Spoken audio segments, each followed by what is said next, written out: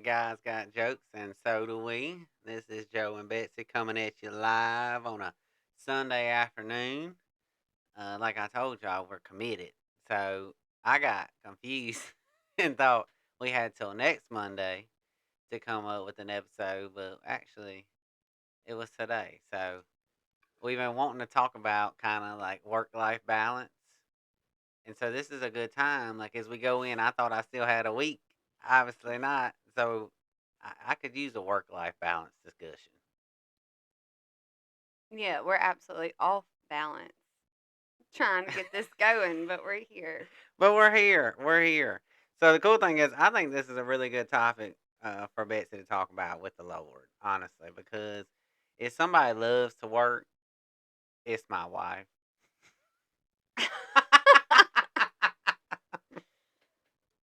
If y'all can see the sarcasm that was coming out of me, you would know where I stand. She tells me all the time she don't want to work, but Yeah. she works for a really good place, but she just don't want to work, right? In the Yeah. career world, like No, in the yeah. employment world, not in the Jesus world. I'm talking about Yeah. like the making money world. Yeah, the making money world. That I'm good. I could pass, but I'm still stuck in it. It's kind of crazy because we have been like, hey, like throw us an idea about something to talk about because it really does help, like pick our brains and get fuel going to whatever this madness is. And so my friend Lindsay was like, y'all should talk about work life balance. I was like, you know what, we should. She's heard me complain. Joe hears it all the time. But I'll just be honest. I mean, I in my dream world have just been waiting for the day that you walk in and say, "You know what? You don't have to work anymore." And I'm like, "Hallelujah." And that hadn't happened yet. It has not, but I have told her a couple times. I'm like, if you want to quit, quit. But our life's gonna look a little different. Yeah, here's But the then she always says, "Well, you'll mean it when you say it." And if you know my personality, I don't know if I ever mean it when I say it. But it's like one of them things, it always works out. So one of these days, I just feel like she'll be like, "I quit," and I'll be like, "Well, we'll figure it out because that's what we will." I might and have anxiety and stress a little bit about it, but I know the Lord will take and care of it. okay, and those that of you who know Joseph, you know what that means. Any subscription to anything we have is about to be cut off. Y'all think we live on great value now. Like, I can't imagine where this would take us. And so, honestly, for me to work and support and provide a little bit of income, it's sometimes easier to work than have to deal with the alternative, which would be you running around chicken with your head cut off. Well, I'm good on cutting a subscription. I don't mind Oh, to do we that know. at We all. know. You'll Like cut anything. you log into Disney one month, you won't be able to log in the next month because I feel like if the usage is not there, then there's no reason to pay for the subscription. Like them companies already got enough money. Well, that's And between then I always and like the to Lord. side note, y'all, just a money saving tips here. Try to cancel something because a lot of times when you cancel something, they're gonna come back with a deal. They do that on Peloton too. So if you out there paying $55 a month, go in and try to cancel. They'll give you 3 months for like $28. Yeah, come to Joe for saving tips. See, Hey, I ain't scared to cancel nothing. we know. So, in my head, in Betsy's world, I was going to grow up and be a wife and have kids, and the Lord has answered that, and praise God for that. But I was going to stay home. You can. I Anyway, I was going to stay home. You do stay home. You work at Y'all, home. this is probably No, for real though. okay. Let me get it Again. out. Let me get it out. Y'all can tell this is. Y'all hear this conversation? This is why I'm still working because If this you is want the to cycle. quit, This is the quit. cycle. Y'all better be glad there's no video. Let's keep talking. Okay, yeah, because we started talking about work life Yeah, balance. in the Lord, ain't nothing. Nobody trying to fight with you right now. But one in my head, nobody ever implied. And I'm gonna go on record that Joe said I did have to work. I think that's what he wants me to say. In my head, I thought I'd be a stay-at-home mom.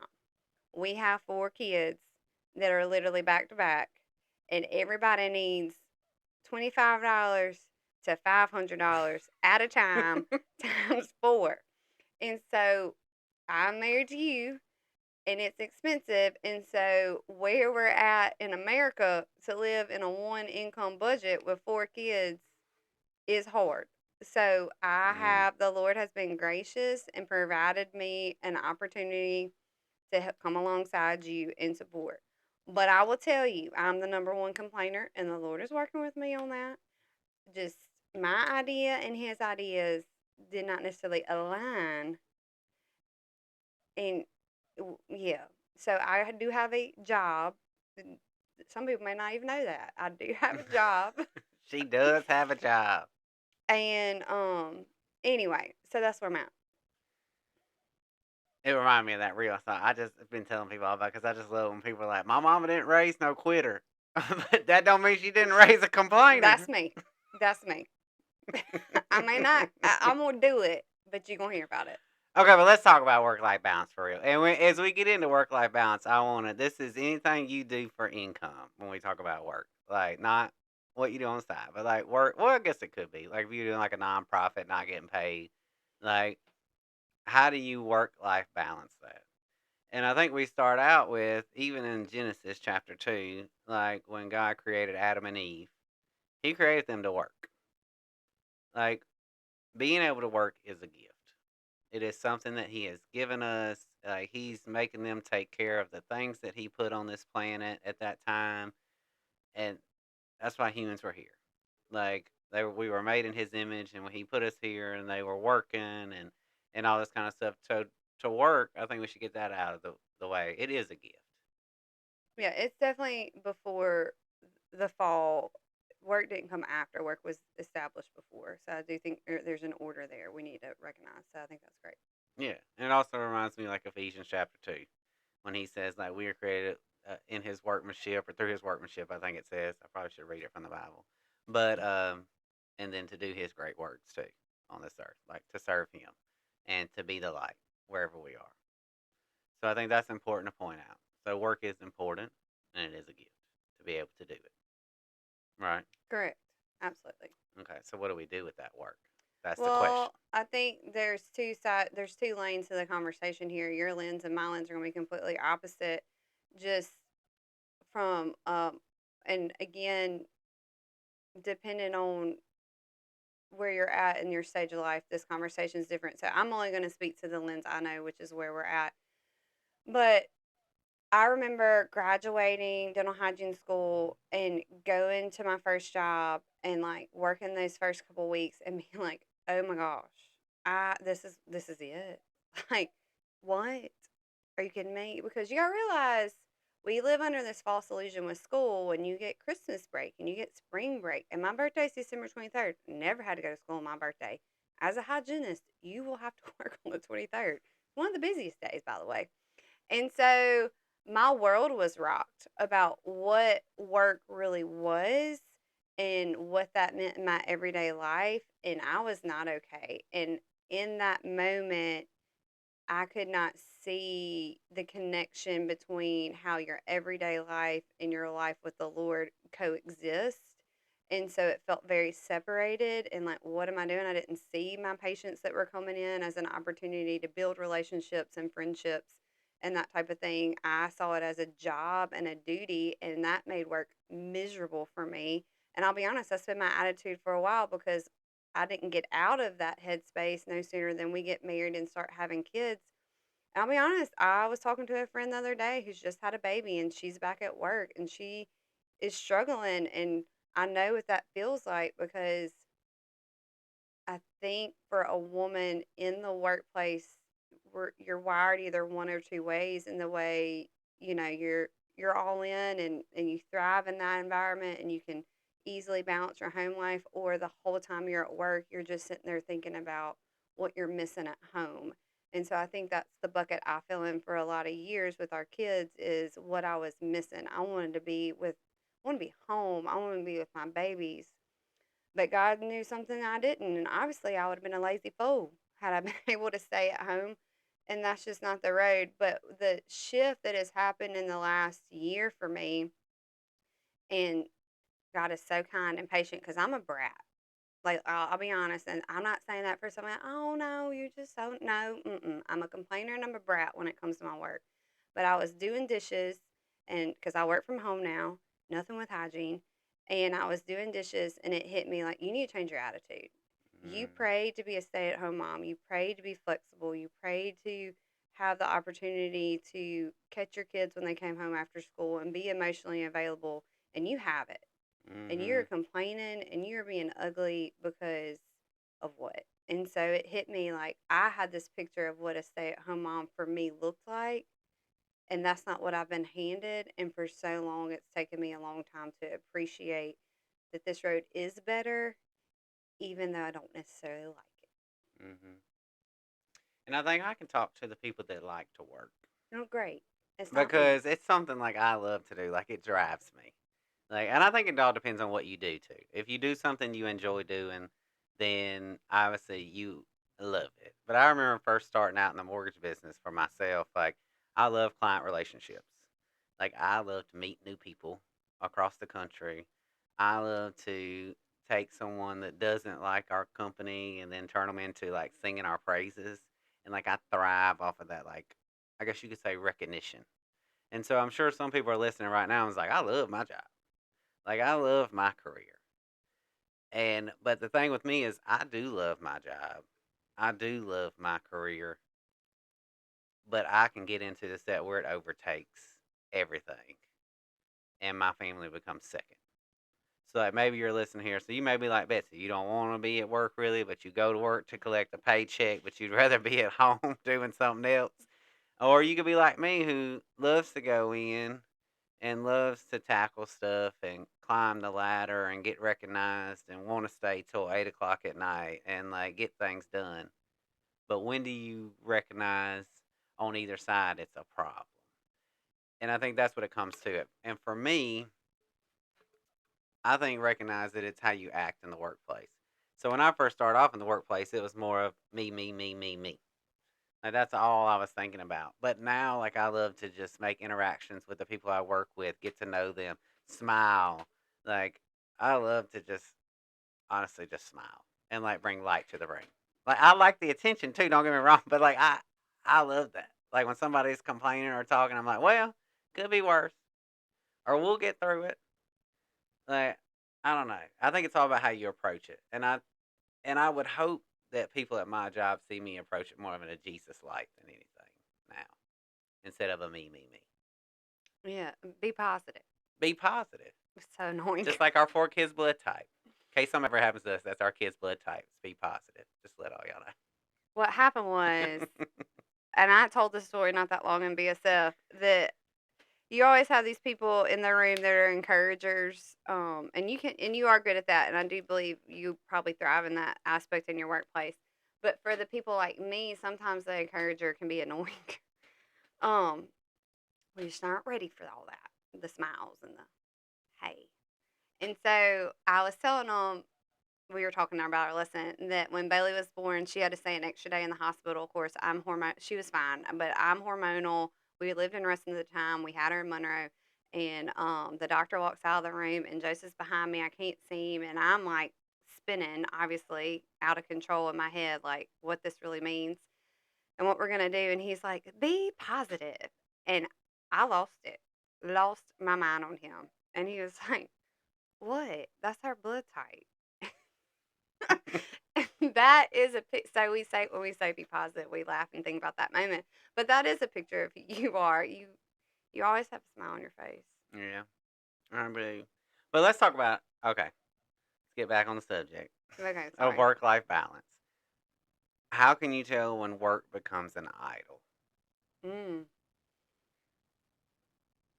Um, I think maybe you be better qualified to answer because you like it better than me. But I think my idol it doesn't look like work. My idol looks like what I think is best. So Okay. for me, I know that things are off kilter and out of whack when I have become obsessive thoughts that are very critical and not nice about wanting to quit my job. And as a girl, as a woman, a lot of times that's hormonally related, like throughout the month. but I know that I'm off kilter and seeking what I want. So my idol isn't work necessarily. My idol is doing what Betsy wants to do instead of saying, "Okay, Lord, I don't have to. I get to do this, and how can I glorify you?" So that's when I know I'm off. Yeah. What about you? It's different for me than you. Yeah. I think I know when work becomes an idol. I think my kids are really good at pointing it out if I'm missing things or like, hey, you traveled last week, you ain't traveled this week, or like, why are you not off? It's 5 o'clock. Like, come on. So I think my kids are really good at that, pointing out as an idol. The people around you will tell you, in my opinion, too. They will tell you if you're getting a little too into it. But I think for a man, it's different. How do you because I think it's by nature, it seems to be to want to get out and produce for your family and work 100%. hard. Mm-hmm. So how can you shut that off? Because yes, like going to see the kids are important. I've watched you over the years grow in this area, but how have your priorities been able to change to where you have been able to walk away knowing that tomorrow the work's still going to be there and it's okay? Like, I think the Lord has a lot to do with that for me. Like, I've had to come to the point where I trust the Lord. Like, I know a lot of you people out there probably own your own business and, like, you're trying to make it and all this kind of stuff, but it comes down to, do you trust Him? And sometimes, and most of the time, I say sometimes, most of the time I do trust Him. Sometimes in work, I don't feel like I do. I feel like I got to get this done, or if I don't get this done, then somebody's going to be disappointed, or and I'll just put everybody around me on the back burner. Like I'll miss things the Lord has called me to do because I think work is more important at the time. And it comes down to it, in my opinion, if you're putting your stake in the ground for Jesus, He should always be the most important. But I think you also get nervous on the other side because you don't want to disappoint the work either. yeah, but you told me this a while back, and not this kind of goes with work, but also goes with priorities in general with the kids.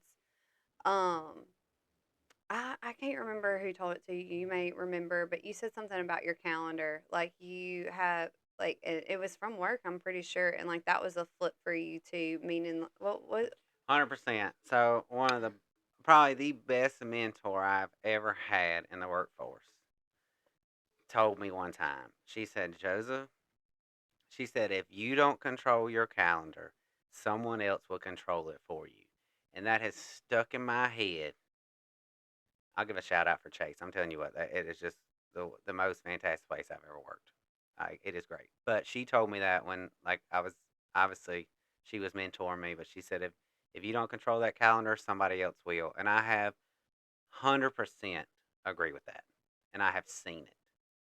And so with my calendar, I try to control it. So if I know I have something going on, then I go ahead and block it off. Like vacations for the year. I know some of you guys are not planners out there, but be a planner a little bit. Like block that stuff off in your calendar so you already know ahead in advance, no matter what comes up, you've already committed that that's your family time. That's the time you're doing this. That's the time of baseball tryouts. That's this.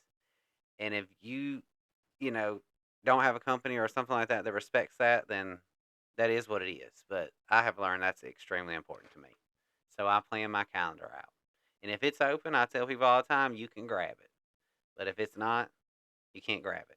Unless I'm trying to land like a big fish or something like that. Then obviously, sometimes I can move it around. But that's kind of how I operate. No, and I've seen that you use that model in our own home. Like I remember it's been like a holiday weekend, especially Memorial Day weekend. That always seems to be a day that a weekend things pop up. And you've told me that, like, hey, we have to protect our calendar because if we don't, somebody else will fill our time. And a lot of times that can happen with kids' activities and extracurriculars. And so that's help us as a family navigate what is priority. In fact, like Lottie's about to do this little basketball thing, and that's great, and we're excited, but we had to step back and be like, okay, like these are non-negotiable for our family. Going to church on Sundays, Wednesday nights have been important for us. We're leading some groups. Like these are non-negotiables on the calendar. if it works, then we'll make it work. If not, not. And so I think we've as a family had to forge not only in the workplace, but that's translated over into our daily lives of how to protect our calendars. But I think the main thing to point out is who are you serving through the whole work life balance. When you say, like, I think it's important to you can't serve two masters. Like it literally says that in Matthew 6:24. Like no one can serve two masters. And I was kind of looking up the verse so I could read it. So y'all give me a second. If you want to feel the air, you can. No, just Or wish you. don't feel the air. It says, no one can serve two masters. Either you will hate the one and love the other, or you will be devoted to the one and despise the other. You cannot serve both God and money. And when I think it comes to work, what do we work for? Money. Money. The joy of everything. That doesn't mean you can't be nice and you can't do your best and we can't try to look like Jesus when we're doing work and be joyous and do a great job. We're called to be the light in the workforce. We're called to work hard. We're called to solve problems. We're called to rise above everything. But when it comes down to it on this whole work life balance, who are you serving more? Yourself or the Lord?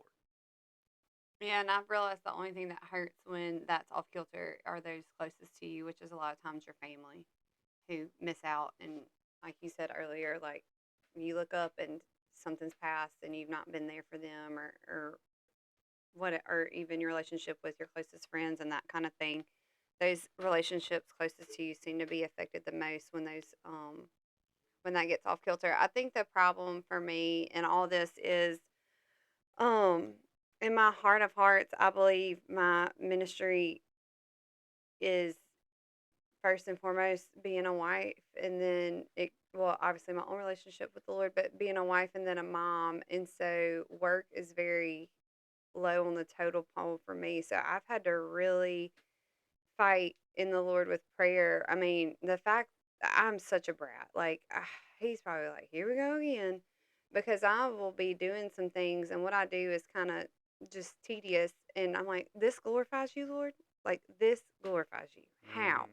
Please explain that to me. And it's the posture of my own heart. And so Colossians 3:23 has been a verse that's like shifted me back. Like, whatever you do, do it from the heart of something being done for the Lord and not for people. And that verse has been transformative. Like, I don't understand in how this is working or what this means, but whatever I'm showing up and doing today, even though it's entering the stuff in the computer or calling these nursing homes or doing whatever I'm doing, somehow glorifies the Lord, as I'll posture my heart in faith to know that it does. And that makes sense to me. And I think when that's off kilter and I start serving the master of what I want to do is when I get in trouble. But like I said, I've learned too that I'm replaceable in my workplace too. And there's been freedom in that too. And I say that to say not to work in a way like I want to get fired.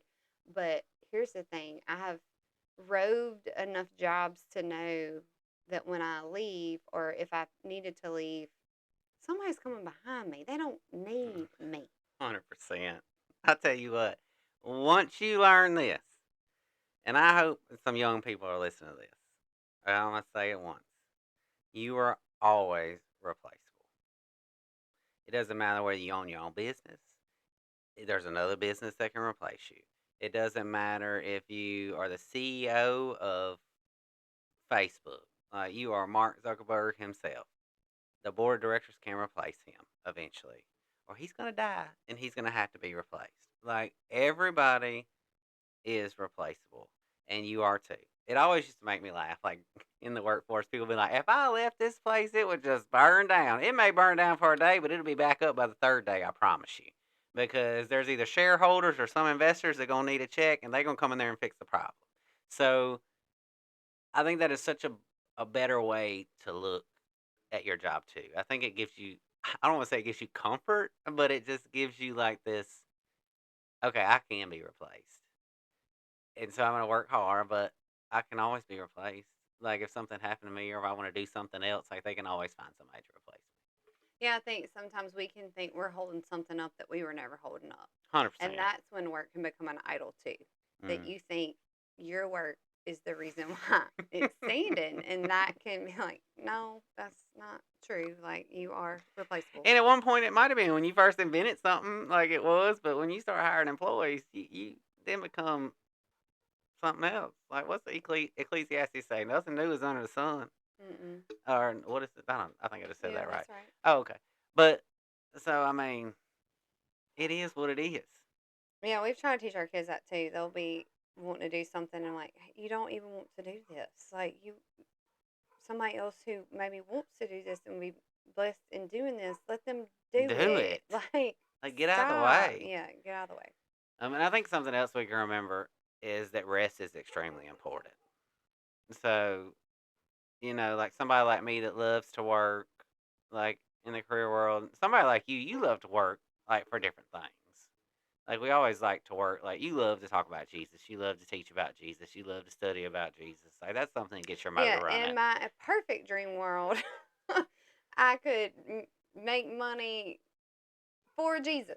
Like, not like for myself, but like it would be, I mean, just, I don't know, ministry, like, I don't know, like that has shifted over my life, and the Lord has not opened those doors yet. So I'm working a secular job, and that's fine. I will do my best to glorify Him in those moments. But yeah, in the dream world, I always thought what my life looked like and where I'm at are two different places. But you still got to have balance. You Yes. got to have balance when it comes to rest. You got to have balance when it comes to your family. You got to have balance when it comes to other activities. You got to have balance when it comes to worship. You got to have balance. I mean, when it comes to Jesus, like you have got to set that time to do those things.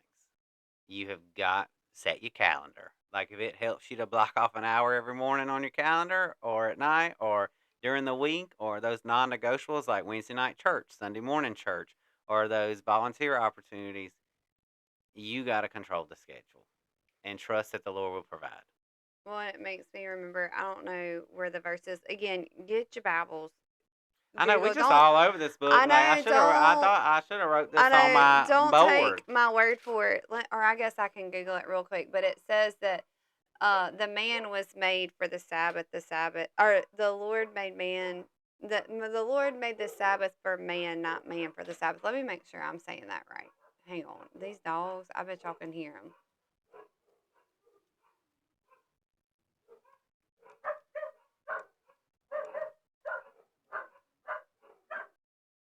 Okay, we're back at it. So Mark 2:27 through 28 says, Jesus says, the Sabbath was made for man, not man for the Sabbath. Really just emphasizing that rest is a gift through Christ, and it's for our human benefit that He's established that. And the reason why, again, He says in Mark 6, chapter 6, verse 31. Hang on, I lost it. Lord, I done messed up my computer. He Anyway, there was a large crowd coming to him. Him and his disciples were ministering to people, and he basically takes them away and is like, we need to go to a remote place and rest. And oftentimes, Jesus' ministry, we see him. He's probably the most inefficient person in his work that he did, because he often drew away and things would be going on, and he would seclude and he would rest and he would pray and be with the Father.